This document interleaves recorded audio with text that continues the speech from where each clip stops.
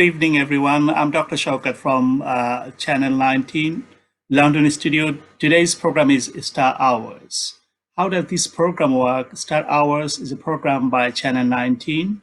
This normally what happened, Bangladeshi is successful around the world. This Hour program invites Bangladeshis who are very successful. But today's program, will not see a Bangladeshi, but who loves Bangladeshi, but he is a professional star. And I'm actually introducing very soon Dr. Emmanuel Ako. Dr. Ako, can you say hello to our viewers today? Hello. Hello, good evening. Thank you very much for inviting me to be here. I'm very it's very great to have you, Emmanuel, in our show today. And I'm just telling viewers, this is not a health show, but we'll come into some issues on health issues because our professional staff is a very successful physician, and he's a consultant cardiologist at the Chelsea Westminster and Royal Brompton Hospital, London, one of the top cardiac centers in the world, as well as he's also a clinical senior lecturer at Imperial College London. And he has extensive international work collaborating with so many different countries to help developing countries or low or middle income countries, the way you see it. But he's not confined only to Britain. And recently, the British Cardiovascular Society, in collaboration with British Cardiac Journal, organized a webinar to how to deal with post-COVID cardiac patient in the UK.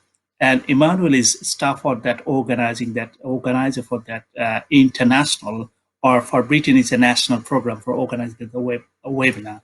And many congratulations to Emmanuel. You have organized such a fantastic webinar for British Journal of Cardiology and British Cardiovascular Society. And also, we are so glad and we are so happy to have you on our show, on Star Hour. And let's start. Okay, that's my great pleasure, and also it is a great pleasure to Bangladeshi people because they will be knowing a lot of things what we will be offering to Bangladesh. Viewers, I tell a little bit about Emmanuel. He's a interventional cardiologist. This is his one hat. In addition, he has got a special interest in those who have got a thalassemic condition, and over time they develop iron overload in their heart, and eventually their condition called iron heart. And Emmanuel is one of the top cardiologists in the world who is actually helping all this iron heart problem and trying to find out how cheaper method or procedure or investigations can help people in the developing countries or low-income countries to help them live longer. And this is, in Britain, I think probably there are 2 ferrocardiologists in the United Kingdom. Is that right, Emmanuel? That's correct. That's correct.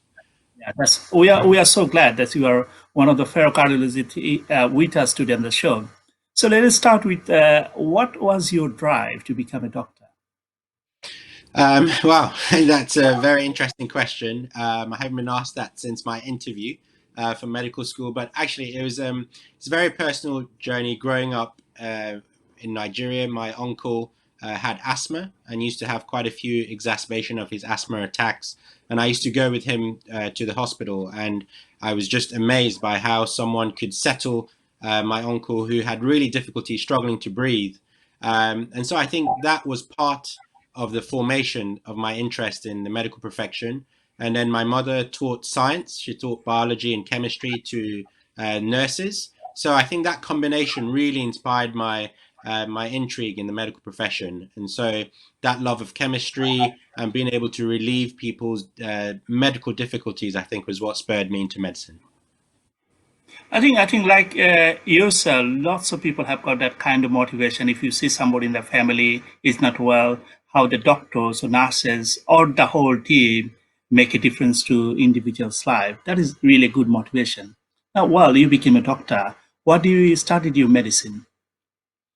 So I studied my medicine at University College London. I was one of the few students to apply because I didn't do biology. I did maths, chemistry, and physics. But at my interview panel, they felt that I had the acumen to do medicine and the empathy. So I studied at University College London, and that was actually some of the best times getting to know and understand the physiology of how humans work. And I think it was almost this detective work, which I saw myself as a detective, trying to find out what was wrong when people presented with symptoms. So it was a very interesting time and really rewarding. That's you're very lucky to get a place without studying biology at that place called University College London is one of the top medical school in the whole world. And Emmanuel, and like while you became a doctor, then what was your drive to become a cardiologist? So actually, I think cardiology called me in a strange kind of way. I remember taking a module called the heart module, actually, during my undergraduate training as an intercalated BSc. And it was about the heart and extreme physiology. And it just made sense. It's very unusual where you learn something and it completely makes sense to you. The physiology of the human heart made sense, the vasculature, the cardiovascular system, the pharmacology of the medications, all just fitted into place. I have to say that and neurology were the two interesting subjects that I came across, but cardiology won out. And I went also to Mount Sinai in New York to do my electives. And I think that just consolidated my interest in cardiology. And I think ever since my graduation, I've been pushing to get into cardiology, got into that, and then also interventional cardiology. And well, I think probably what I can see that without studying biology, you got a place in medical school, your dream came true, and you become a cardiologist, and you got your cardiology consultantship to one of the top hospital in the world. And like we are talking about the iron heart and thalassemia heart disease. Can you tell our viewers how big this problem is, thalassemia itself? This is a big problem. Hemoglobinopathies in general, and by hemoglobinopathies, I mean disorders of the red blood cells, is a very common condition globally. We know that throughout Asia, thalassemia, throughout the Mediterranean, the Greeks, it's a very big problem, and it causes significant morbidity and mortality to patients. Also, the families that are affected by thalassemia major and the lifelong condition which this presents is very difficult. And I'm so grateful to be part of the journey of a lot of the patients who've gone from, this was a condition that was 100% mortality almost 50 years ago to patients surviving into their 50s and 60s as we've developed more and more medications, as we've done screening with MRI scans, because a lot of the comorbidities or the mortalities are preventable. Infections with antibiotics, with iron overload, and with chelation therapy and MRI scan monitoring have completely revolutionized the treatment and the outcomes of these patients. And I've been so grateful and honored to be part of that movement. What actually help you to or think about to getting involved with thalassemic problem, like dealing with this problem? So it was very fortunate. So I studied at and did a lot of my training at University College London. And University College London Hospital is one of the top hospitals that deal with patients with hemoglobinopathy and in particularly with thalassemia. So they have one of the largest cohorts of patients. So I would normally come across patients who had iron overload, and finding out how to manage these patients was a key driver for me. Hemoglobinopathy in general, my understanding of sickle cell and thalassemia was intrigued by coming across these patients and to see what we could do better. And so I ended up doing my clinical research in hemoglobinopathies, focusing on patients with thalassemia and sickle cell, and how could we manage or detect complications from a cardiovascular system in these patients. So it happened to be the institution that I worked for with great minds, a lot of my colleagues who mentored me. We've got lots of the hematologists and Professor Walker, who are extremely talented mentors, and I still keep in touch with them on a regular basis, really inspired my my interest in these groups of patients and have led me to where I am today. Oh, thank you very much, because you have got extensive research, and that was your drive to becoming a cardiologist. Yeah. So UCL actually helped you to become Dr. Emmanuel Aker today. So now talk Absolutely. about, like, so you have visited Bangladesh, and I I think, have a few times. yeah, a few times. Yeah. Now, and actually viewers now wanted to hear, why did you visit Bangladesh and what you explored there? So I have a lot of that thanks to you, Monjo, for I think you heard Oh, it's a me. pleasure. It's a pleasure. Yeah. I think you were one of my talks, and although I knew that thalassemia in not just India and Bangladesh was a big problem, I didn't have any connections in Bangladesh. But you, having come from there, introduced me to give a talk at a conference, and I think that's where it all went from. And arrived in Bangladesh, lovely weather, and instantly the warmth and affection by everyone, right from the airport all the way to the hospital, to people on the streets. It was amazing. I have to say, it's one in a lifetime experience. Hence, I returned. The next year, very next year, I returned back to Bangladesh. And if it wasn't for the COVID pandemic, I would have been there again this year. So Yeah, you have thank you got very much. actually another invitation, and like the Oh, university BSMU, we must thank yes. them for inviting you and our few our other colleagues to invite that, organizing a heart failure conference. Then last year, this year actually, you've been back again. You have Yeah, got absolutely. another in April this year, but because of Okay. COVID. Yeah. Okay. So it seems like you have liked, Bangladeshi people likes you very much. They have received you like so warm-hearted. You felt during visiting a couple of times in Bangladesh. How did you find Bangladesh? I think the drive and determination of the Bangladeshi people was very visible. It's such a vibrant, bustly place. It's difficult to describe. Traffic, yes, traffic is an issue, and I experienced that firsthand. The food is amazing. I can't say how much, but I think for me, if there is anything I can do to improve the lives of thalassemia, which really destroys, and not just thalassemia, heart failure, the coronary side is a big issue in Bangladesh, as you know, and anything we can do from our experience here, from our research work or the work we do, is trying to make a lot of these technologies cheaper, because there's no point having a technology that's not affordable.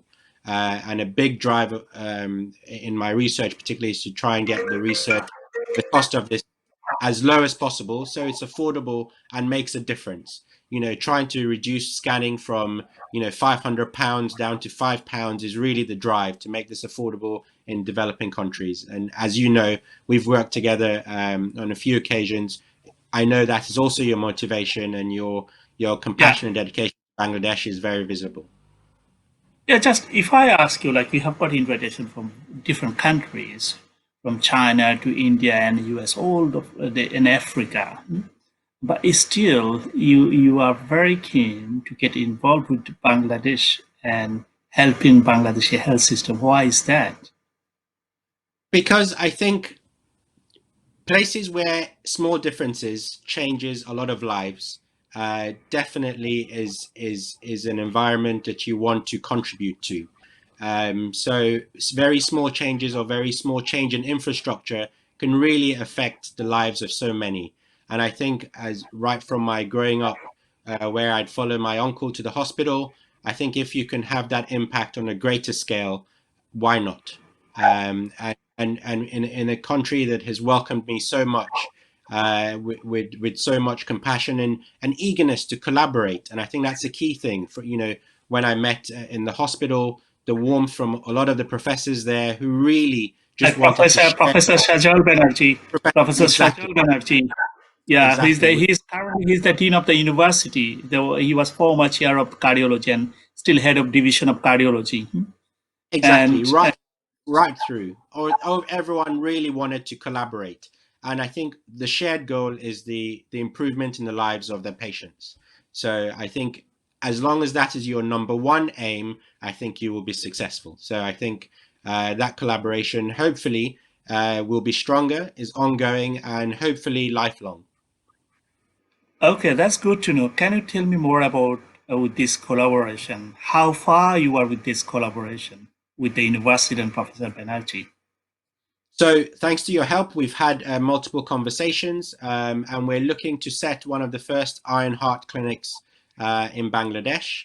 And this is through a collaboration. It's not it's a whole team. So we're looking at not just cardiologists. We're looking at also hematologists, looking at the nurse specialists, and also people who can do MRI scanning. So this is a very complicated network of people to try and bring together to share knowledge, to make the treatment affordable, and also maybe industry.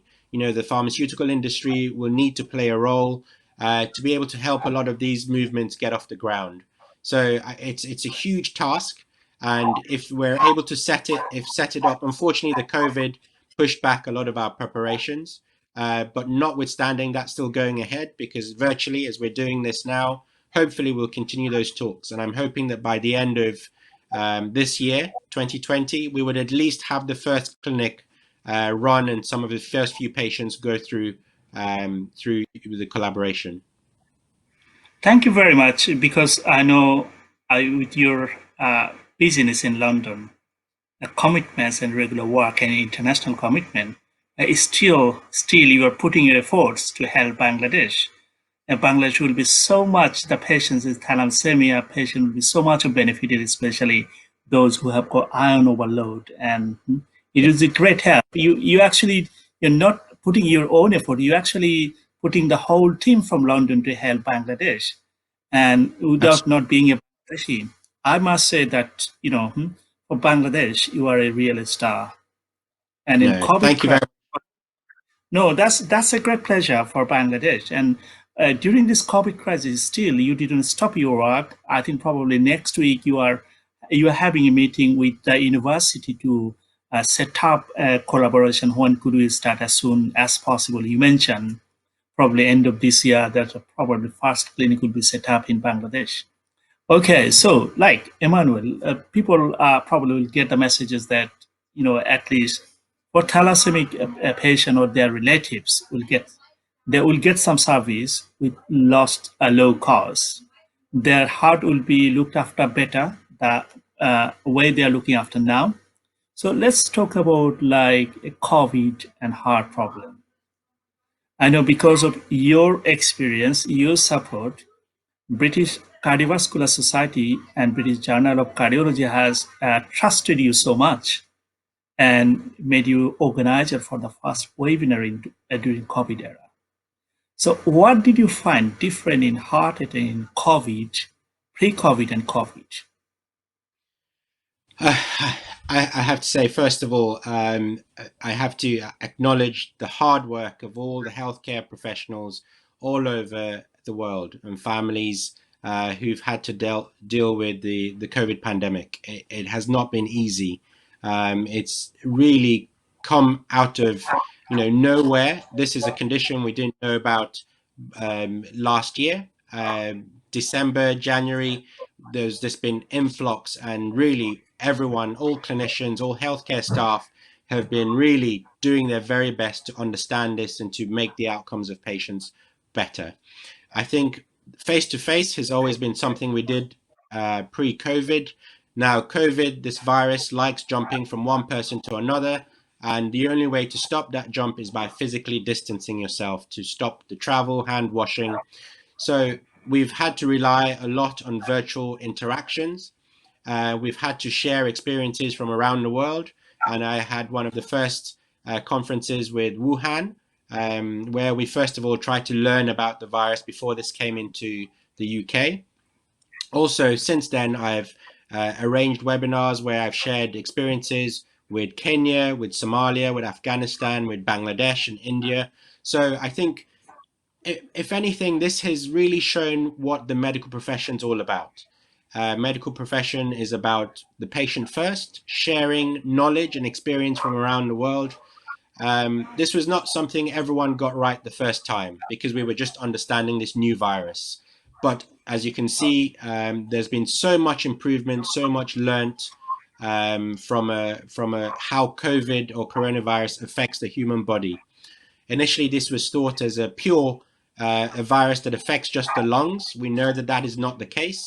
Ventilators was initially the key drive that people were trying to get, but we now know that the virus attacks, it's a real multi-system virus, and we're Disease. still learning some of its effects. It affects the brain, it affects the lungs, it affects the heart, it affects the blood vessels. And, you know, we're still discovering that people who've recovered may have long-term consequences. So the learning is not over. I think from a cardiovascular point of view, it definitely puts a stress and a strain on the cardiovascular system.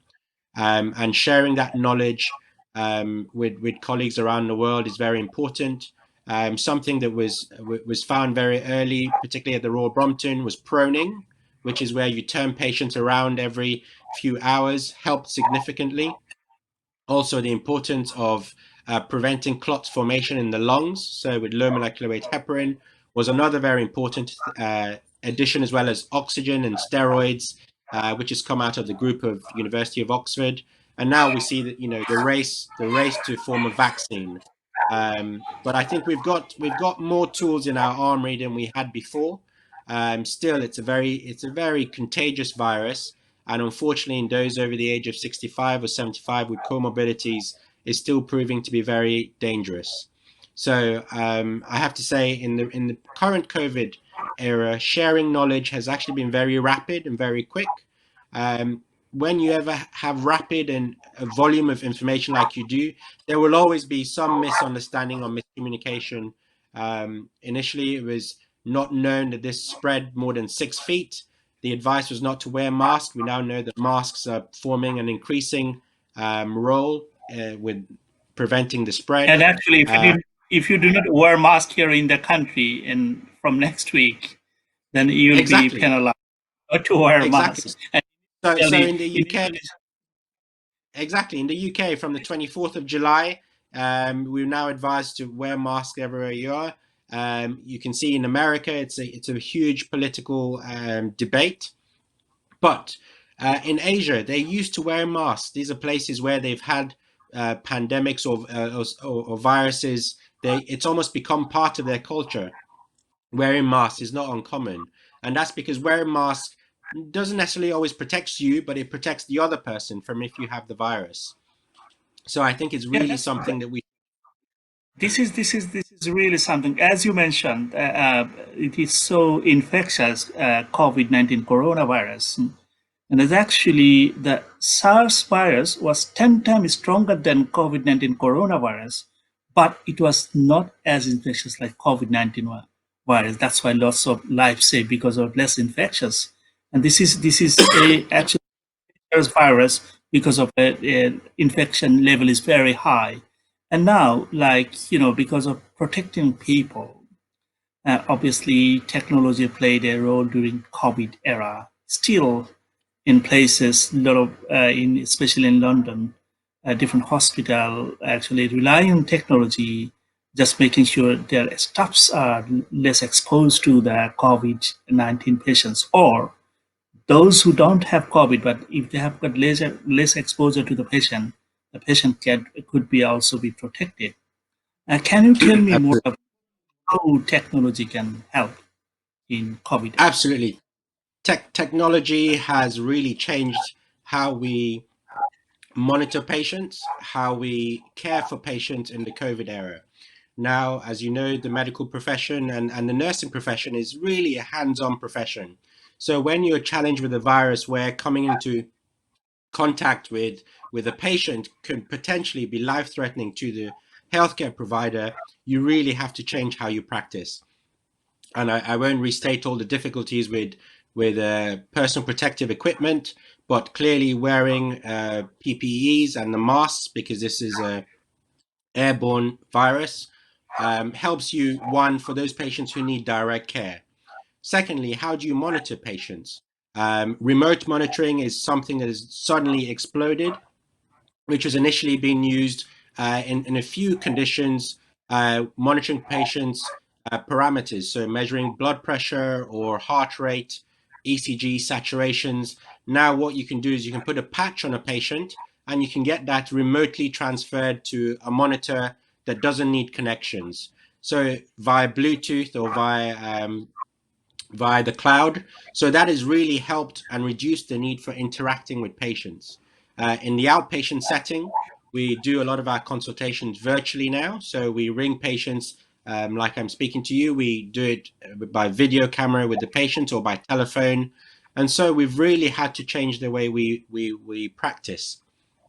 Also for cardiology, particularly, and it's not specific to cardiology, doing investigations like Holter monitoring, where, putting these in smart lockers where patients can come and take their monitor. There'll be a short video which they watch and they attach this monitor to themselves. So it's really changing the way the healthcare work, and I personally think for the better. So I don't see us going back to doing things the way we used to. Technology has accelerated and really been part of the fight against the virus in itself. I think from your message, what I can feel that is world is not going back to pre-COVID era anymore. There will be lots of changes. Technology will play lots of role play. And I know, Emmanuel, you are involved with some artificial intelligence project in NHS bed, and you are leading a project from Chelsea Westminster Hospital. Can you tell me what is that kind of project? How it actually can help patient or can bring the cost down for the National Health Service? Absolutely. Thank you for mentioning that. So the artificial intelligence or the AI is work which, for example, patients who need to have their imaging, a chest X-ray or CT scan, that this is put through an AI system that can detect whether patients have features on their chest X-ray or their CT scans that look like COVID. And what that does is help the human. So it adds. This is an addition to the human interaction or the human knowledge to be able to stand out X-rays or CT scans that look like COVID and alert the healthcare professional to, if you haven't thought about this, please think about it. Also, artificial intelligence is very important in big data. So big data and AI, I think, are going to be the future of the healthcare of patients globally. We get information from patients with heart rate, temperatures, oxygen levels, and if this AI algorithms can quickly, highlight patients who are at high risk, then you can focus your attention on these patients and get them better quicker. So artificial intelligence is really helping us as a tool in the COVID era, not just for COVID patients, but non-COVID conditions also we can apply a lot of this technology to them, and also handling big data, which we're getting to make us understand this data very easily and very clearly.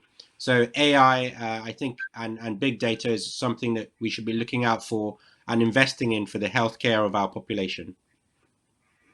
Thank you very much, because your first-hand experience is actually open eyes for many healthcare policymakers, not only this country, around the world.